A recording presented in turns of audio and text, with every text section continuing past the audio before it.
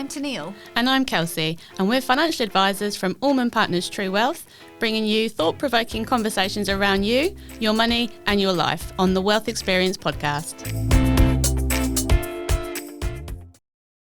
Welcome back to the podcast, listeners. And I want to give a very quick shout out to everybody that's listening to us regularly and all the support that you're showing, because it's really satisfying to hear that the content that we're bringing you guys is useful. And I know that you're passing it on to your friends and your family. So just a very big thank you for all your support. So for today's episode, Teneale and I are back together again, and we're going to be talking about term deposits, which are one of the most straightforward financial products that are out there. And we're going to cover what they are, how the banks use your money once it's deposited, some of the key benefits and drawbacks that you could consider, and give you some examples then of when you could use it and maybe when you shouldn't use it. So whether you're chasing certainty or you're comparing your investment options at this stage, hopefully this episode will help clarify everything that you need to know.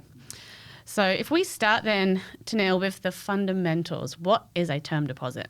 Of course, it's always good to start at the basics. And term deposits are pretty well known by most people because it is a bank-offered product. But what they actually are is it's like an account where you deposit a lump sum with a bank or a credit union, and you can do that for a fixed period of time, which is the important piece. So it has a maturity period on it, and it's at a fixed rate. So the positive thing about those term deposits, you lock in that agreed rate at the start and you know exactly how much you're going to get, but you agree that you're not going to withdraw your money until the end, until that maturity date comes by.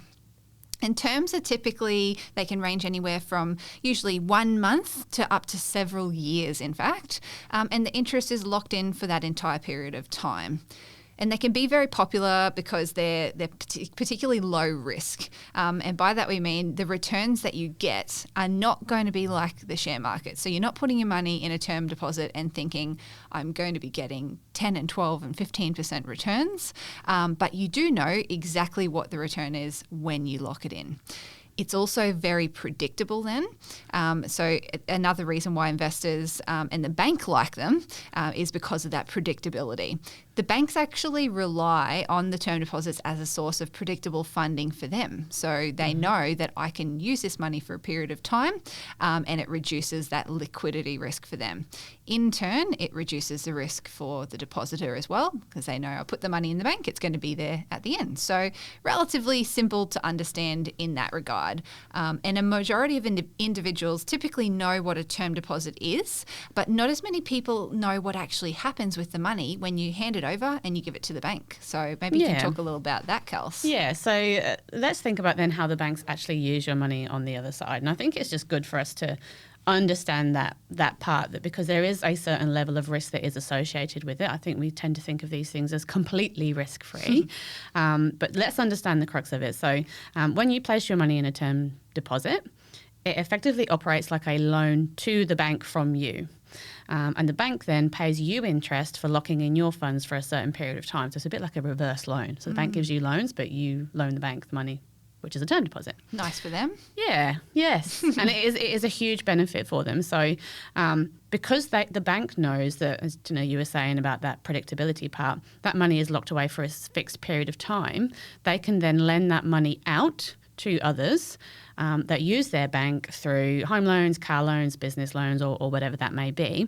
And generally, you will find that it's at a higher interest rate than what's actually offered to you as the person that receives the money back. So therein lies my opportunity cost. The bank gets more and I get less. Yep. So it's the difference between what they pay you, which is the deposit rate. So let's say you got a term deposit and the rate that you would get back is 4.5%, for example.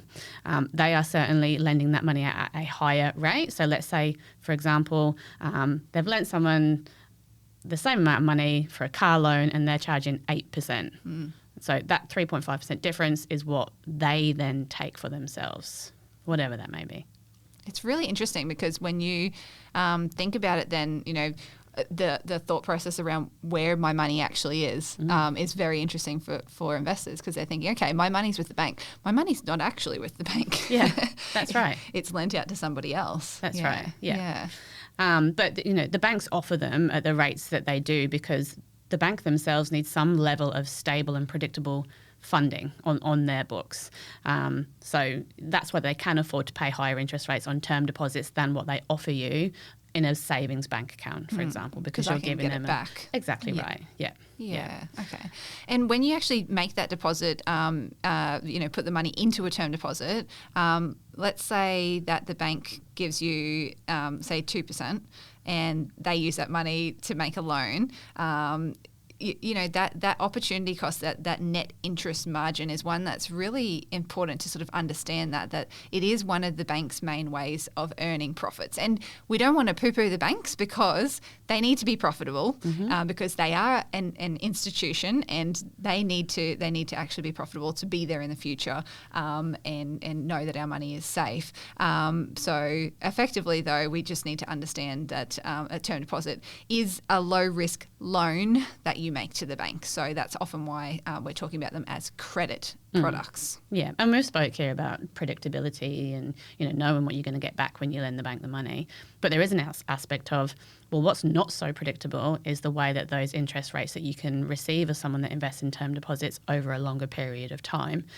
So today's current interest rate on a term deposit for, let's say, 6 to 12 months term deposit could be between 4 and 5% return. If you looked back at 2022, for example, it was closer to 3 to 3.5%, which is interesting because the term deposit rates then do move with the broader economic forces that are out there and at play. So, for example, when the central bank raises the interest rates, the term deposits generally rise as well. And when interest rates fall, banks reduce the term deposit rates accordingly. So if we think about that simple concept of, if you understand that for you to borrow money from the bank, the interest rate is now higher, then you're probably going to also receive a higher return in a term deposit. Okay, because of the margin that the bank has to make. Of course. In some ways. Another reason why it could change is that the bank actually needs more funding, so they're growing their loan books. So they want to offer attractive rates to attract more depositors, so more people to invest in term deposits for that reason.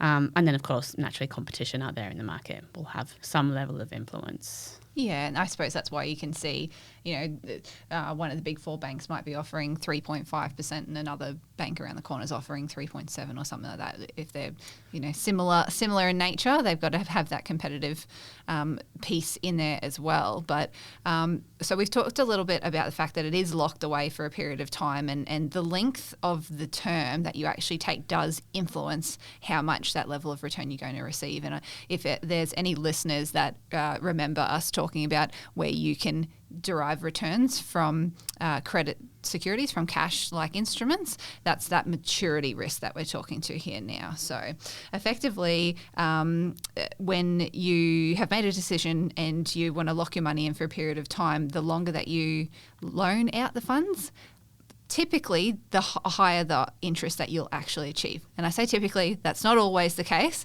but for the majority of the time, the longer the bank will take the funds, you might notice that the rate they offer is higher. So if you see a 3-month term deposit and it's at 3%, you're likely to see a 6-month or a 12-month and it might be at 4% or something like that. And the bank actually gets that benefit of being able to make use of your money for a longer period of time. So the more term deposit they've got locked in for a longer period, the more certainty they've got that they have these funds accessible to be able to loan out elsewhere, like we've been talking about. And you take on, interestingly though, it's a risk factor, right? So if I get an additional return from this maturity premium, it's because I've taken on that risk. And what's my risk? I've taken on a bit of illiquidity risk. So by that I mean, I put my money in the bank for 12 months and then 6 months down the track, I decide I want a car. If I break my term deposit, I'm not going to get my level of interest then. So this is a really important one to understand, that maturity does actually derive the level of return that you're going to receive. And that's something that's really important for you to think about when you're making these decisions, right? Because the moment that you break that term, you're not going to get that interest rate. So, ideally, if you know that you might need a car in 6 months' time with this money, don't lock it in for 12 months.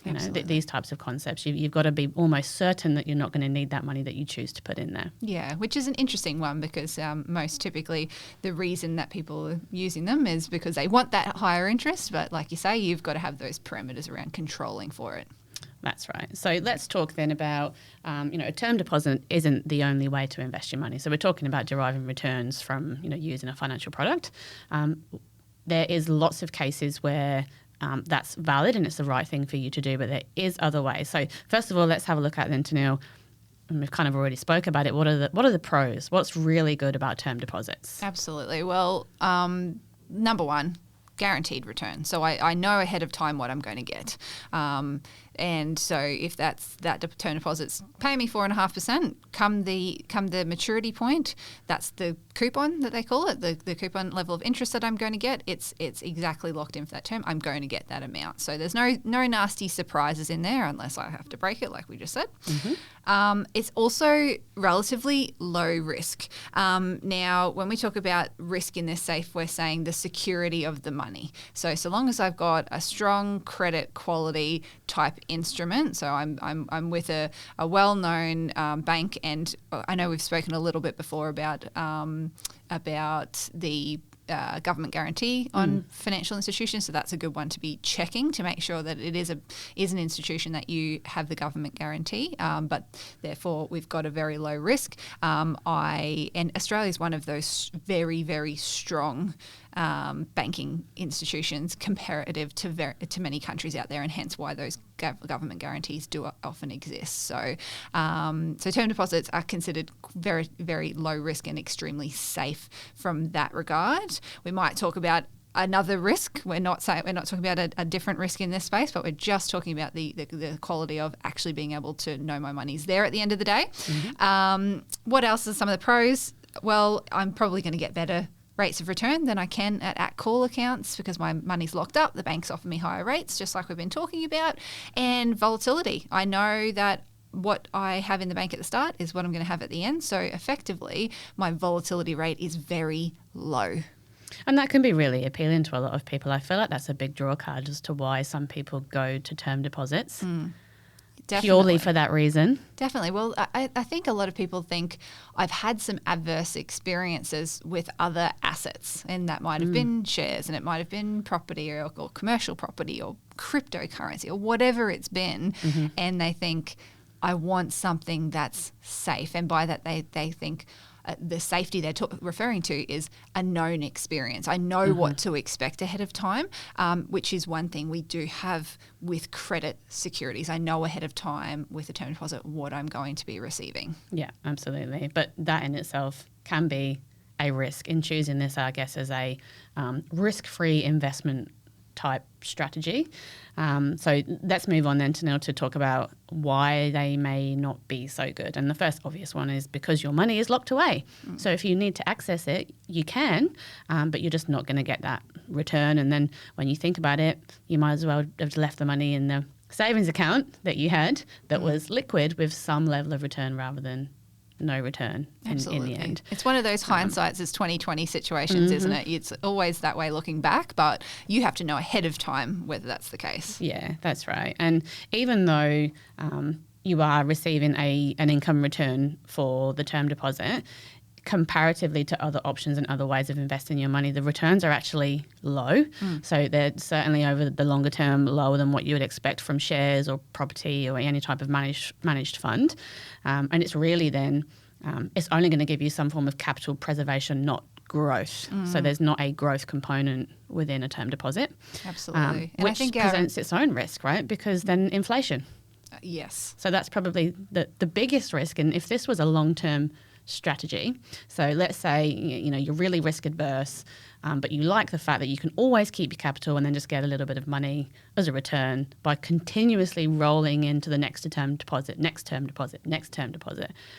That average return that you're going to receive is most likely going to be less than inflation. So that is the risk. The cost of living is going to increase comparative to the rate that your money is growing.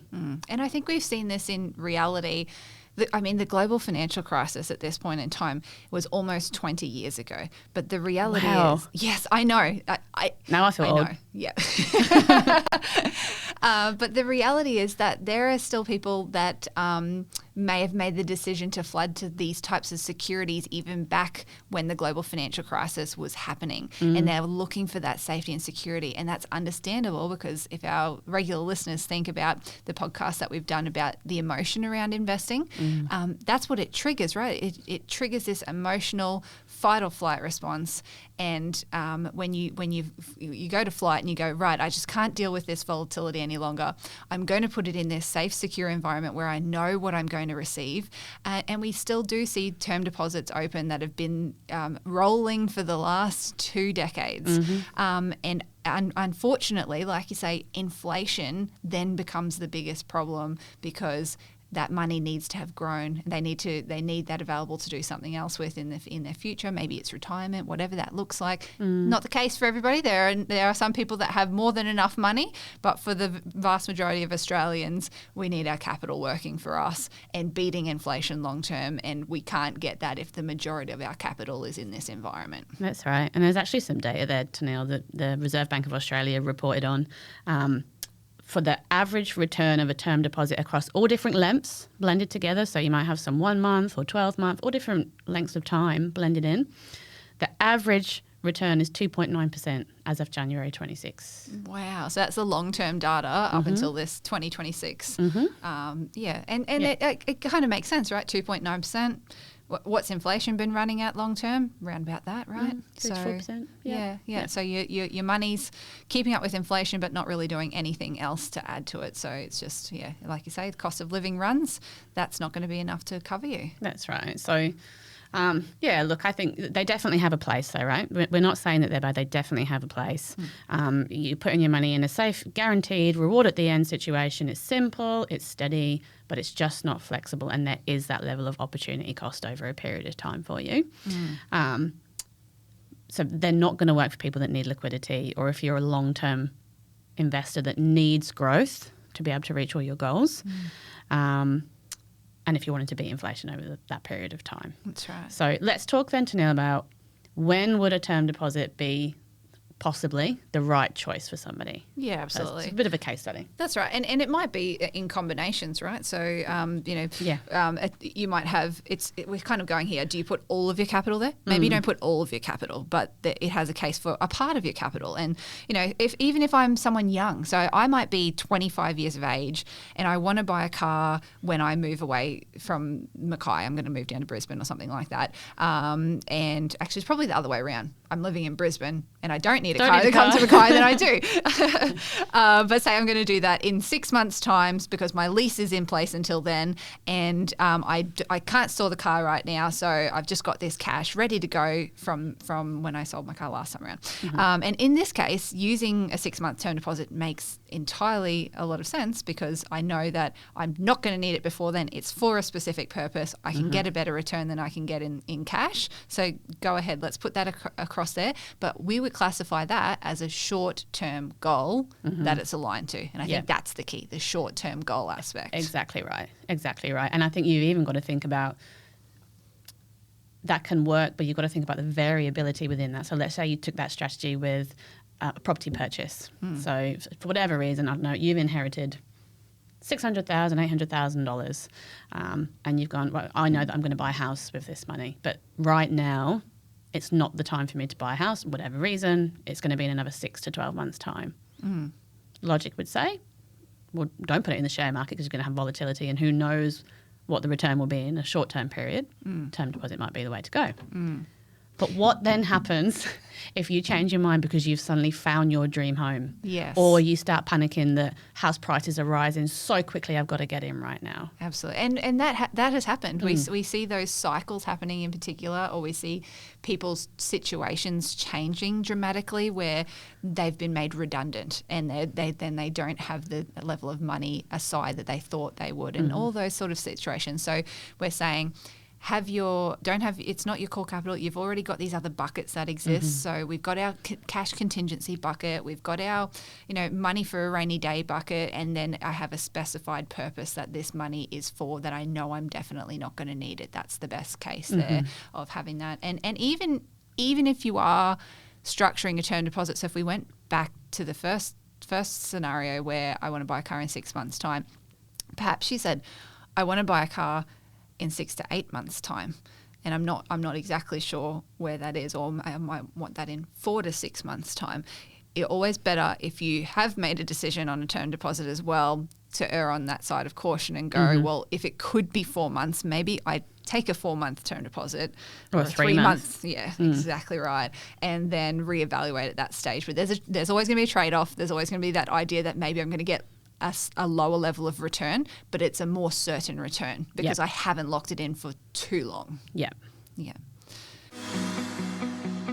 Want to invest your hard-earned money but don't know where to start? Allman Partners True Wealth presents AP Direct Invest, your online self-directed investment solution. Choose from 6 low-cost exchange-traded fund portfolios, including 2 socially responsible options. To manage your own investment experience, visit allman.com.au/AP Direct Invest and start your investment journey today. AP Direct Invest, your investment solution. Any financial product advice is general advice only and may not be appropriate for you. Always read the PDS. I guess there are other circumstances as well. Maybe there's another case study you can give of where a term deposit would fit. Yeah, so let's imagine then person, for lack of wanting to put a name on somebody, age 40, they want to grow their wealth for retirement, and that's not until they're 60, which is the earliest they're possibly going to be able to access their super fund. So 20 years. And at the moment, this said person only has $150,000 in their super fund. I say only. That's still good at 40. Yeah, that's a pretty realistic case, actually. You can't get to 60 and have that, right? No. So you got to do something. Well, you can, but you probably don't want to. Yes. You don't want to. So in that situation, let's say there was a little bit of extra money that he was coming into and it's in cash and he's thinking, what do I do? My only goal is retirement and that's all I'm really thinking about. Yeah. In this case, that possibly is not the best way to go because it's going to have that, low return. It's not going to keep up with inflation. And when you're thinking about that long-term planning and needing your money for the future, that's one of your biggest risks. So he's going to need a combination. I said he. I call them a person. We're assuming he's a he now. Well, he's going to need some level of growth and income, possibly, to make sure that he's going to get the capital that he needs to fund the rest of his lifetime. So naturally, a term deposit isn't going to be the best way to go. And there's other elements to that around. We haven't really spoke about the environment. I'm naturally thinking about super for retirement because it's the best environment to invest in. But if you take that away and think about the underlying investments, not the environment, you're still probably best off in a growth type asset of some form, not a term deposit. And so what you're really saying is I've got a long-term trajectory. Inflation is an unknown, but it is there. It's something I've got to control for, and I don't have enough capital to retire on if I wanted to pull the pin today. Yep. And the purpose of this money is purely for retirement. So it makes sense that I need that to give me a higher return than I'm going to get in a term deposit. Yeah. And you think about it this way. I mean, if you did take up the term deposit strategy of rolling in and out of them as they mature and getting a new one, 2.9% average at the moment. So most likely is not going to get them there. Yeah, absolutely. And it becomes one of those conversations of, even if you're getting more than 2.9% in a term deposit at the moment, which you probably are, that's not guaranteed for the longer term as well. And when do you make a decision to change? And if you've made a decision to change, should you have made the decision earlier? So these are some of the questions I think we get a lot when people are coming in going, I don't really know what the next step is. But I think a key that we've spoken about a lot of times is it's not all or nothing. It doesn't have to be I have nothing in a term deposit and I have 100% in shares, or I have 100% in a term deposit and nothing in property and shares. It's about what's that right mix to work it out for the goal. Yeah, that's what's the in purpose? Mind. What's the goal here that we're trying to cater for? Absolutely. Yeah. And what we're saying here, those short to mid-term goals, very determined. I know the time horizon. I know what I need the funds for, and I don't need to make anything more on my capital. Makes sense for something like a term deposit. And outside of that, maybe go and have a chat with a financial advisor. Nice plug. Well, I think that brings us to the end of today's conversations on the term deposit front. And, they may be simple, but they do play an important role in helping people protect their money and earn a steady return, especially when certainty matters to you, which we've spoke about. That's the message of today. As always, as we've said, the key is matching the right tool to the right goal. And when you're considering a term deposit or weighing it up against your other options, make sure that you think about your time frame, your risk tolerance, and what you want your money to actually do for you. So thank you again for listening. Hopefully you found that information useful, and we'll catch you on the next episode. The opinions of the presenters are objectively ascertainable and are not intended to be financial product or personal advice.